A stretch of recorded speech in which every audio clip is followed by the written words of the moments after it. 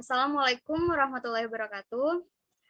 Sebelumnya yang terhormat kepada Ibu Dr. Desi Rahmawati MPD selaku dosen pengampu mata kuliah dasar-dasar perencanaan pendidikan, dan yang terhormat kepada Bapak Muhammad Ivan SPD MSI selaku dosen pembimbing kami.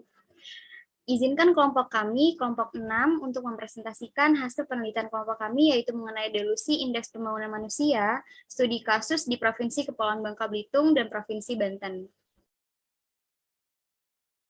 Oke, apa itu IPM? IPM merupakan singkatan dari Indeks Pembangunan Manusia yang menjadi salah satu indikator penting dalam melihat pembangunan suatu negara.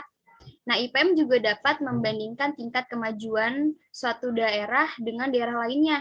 IPM sendiri diperoleh berdasarkan beberapa faktor. Salah satu faktornya adalah faktor pendidikan, yang menggunakan indikator rata-rata lama sekolah, harapan lama sekolah, dan angka partisipasi sekolah masyarakat. Ada apa dengan Provinsi Kepulauan Bangka Belitung dan Provinsi Banten?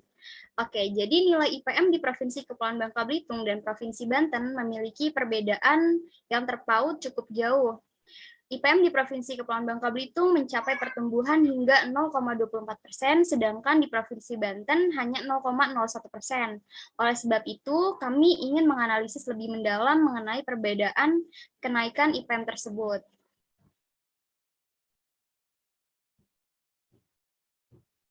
Baik, di sini sudah ada grafik mengenai nilai IPM di Provinsi Kepulauan Bangka Belitung dan Provinsi Banten. IPM di Provinsi Kepulauan Bangka Belitung di tahun 2019 mencapai 70,50% dan di tahun 2020 menjadi 70,64%. Sedangkan pertumbuhan IPM di Provinsi Banten hanya menyentuh 0,01% yang dapat dikatakan mengalami stagnasi karena nilai IPM di Provinsi Banten di tahun 2019 yaitu 72,44% dan di tahun 2020 yaitu 72,45%. Selanjutnya, Provinsi Kepulauan Bangka Belitung dan Provinsi Banten ini mengalami perbedaan kenaikan nilai IPM, yaitu mencapai 0,23%, walaupun dalam segi geografis keduanya memiliki persamaan. Provinsi Kepulauan Bangka Belitung berada pada posisi poros tengah jalur lalu lintas Pulau Sumatera dan Selat Karimata, yang merupakan jalur pelayaran internasional. Sedangkan Provinsi Banten sebagai pintu gerbang Jawa Sumatera dan dilalui lalu lintas perdagangan internasional. Selain itu, wilayah Provinsi Banten juga terletak di ujung barat Pulau Jawa yang merupakan lintasan distribusi arus barang, jasa, dan penumpang. Selain itu, kedua provinsi tersebut merupakan daerah pelosok yang dikelilingi oleh perairan dan memiliki kekayaan alam yang melimpah, di mana seharusnya kedua provinsi tersebut dapat meraih IPM yang serupa dengan memanfaatkan perencanaan sumber daya manusia melalui pendidikan. Dalam penelitian kami berfokus pada indeks pendidikan. Indeks pendidikan sendiri ini terdiri dari 3, yaitu ada angka partisipasi sekolah atau APS, yang kedua ada harapan lama sekolah atau HLS, dan yang ketiga ada rata-rata lama sekolah atau RLS. Angka partisipasi sekolah atau APS dapat didefinisikan sebagai perbandingan antara jumlah murid kelompok usia sekolah tertentu yang bersekolah pada berbagai jenjang pendidikan dengan penduduk kelompok usia sekolah yang sesuai dan dinyatakan dalam persentase. Yang kedua ada harapan lama sekolah atau HLS, yaitu dapat didefinisikan sebagai lamanya sekolah di dalam setiap tahun yang diharapkan akan dirasakan oleh anak pada umur tertentu di masa mendatang. HLS ini dapat digunakan untuk mengetahui kondisi pembangunan sistem pendidikan di berbagai jenjang. Dan yang terakhir ada rata-rata lama sekolah atau RLS, yaitu dapat didefinisikan sebagai jumlah tahun yang digunakan oleh penduduk dalam menjalani pendidikan formal. Cakupan penduduk yang dihitung RLS adalah penduduk berusia 25 tahun ke atas dengan asumsi pada umur 25 tahun proses pendidikan sudah berakhir.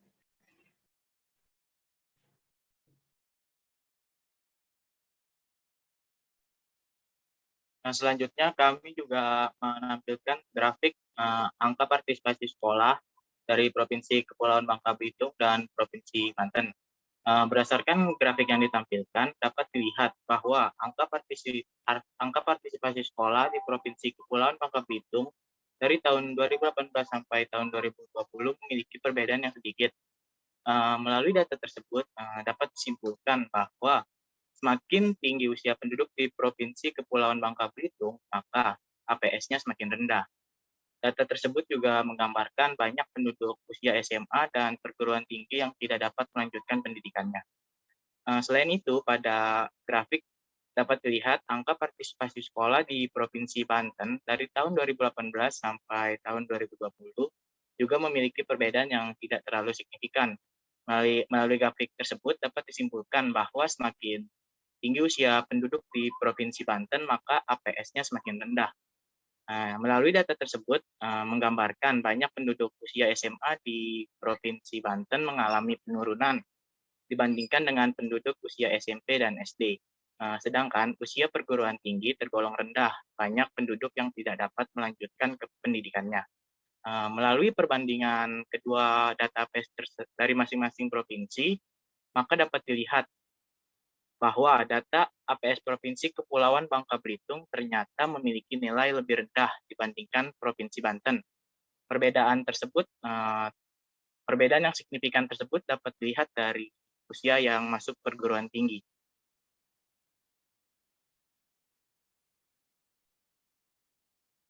Selanjutnya kami juga menampilkan grafik harapan lama sekolah atau HLS Provinsi Kepulauan Bangka Belitung dan Provinsi Banten.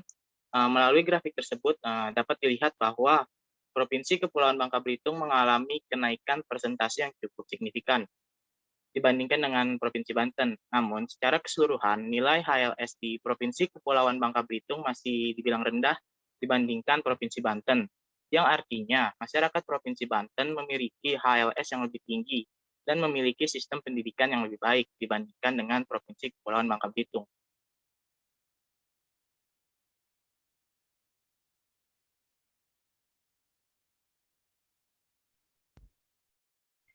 Baik, selanjutnya yaitu rata-rata lama sekolah dari Provinsi Kepulauan Bangka Belitung dan Provinsi Banten. Dengan data yang telah kami sajikan, kita dapat tarik kesimpulan bahwa rata-rata lama sekolah di Provinsi Kepulauan Bangka Belitung dan Provinsi Banten pada tahun 2018, 2019, dan 2020 mengalami kenaikan. Tapi di kedua provinsi tersebut mengalami perbedaan setiap tahunnya. Nah, RLS di Provinsi Banten ternyata lebih tinggi dibandingkan dengan RLS di Provinsi Kepulauan Bangka Belitung. Hal tersebut menggambarkan bahwa kualitas penduduk di Provinsi Banten dari sisi rata-rata jumlah tahun efektif untuk bersekolah lebih tinggi daripada di Provinsi Kepulauan Bangka Belitung. Tingginya angka lama sekolah ini berpengaruh kepada semakin tingginya pula jenjang pendidikan yang dapat dicapai oleh penduduk di daerah tersebut. Lalu selanjutnya yaitu kami sajikan grafik demografis dari Provinsi Kepulauan Bangka Belitung dan Provinsi Banten. Dari data tersebut, kita bisa melihat bahwa terdapat perbedaan jumlah populasi yang sangat signifikan antara Provinsi Kepulauan Bangka Belitung dengan Provinsi Banten. Dengan jumlah populasi yang besar pada Provinsi Banten, seharusnya Provinsi Banten itu dapat meningkatkan IPM lebih besar dari sebelumnya dengan memanfaatkan sumber daya manusia yang ada. Sumber daya manusia ini sangat berpengaruh dalam dunia pendidikan, makanya dibutuhkan pengelolaan SDM yang baik guna meningkatkan dan memaksimalkan potensi untuk membangun negara.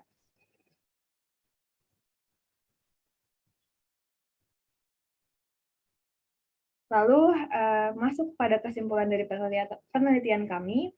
Pada poin pertama, dapat kita simpulkan dari hasil studi literatur yang telah kami lakukan bahwa indeks pembangunan manusia di Kepulauan Bangka Belitung ternyata lebih besar dari IPM Banten yang dijelaskan oleh Nurul, itu tidak sesuai realita apabila kita analisis lebih dalam.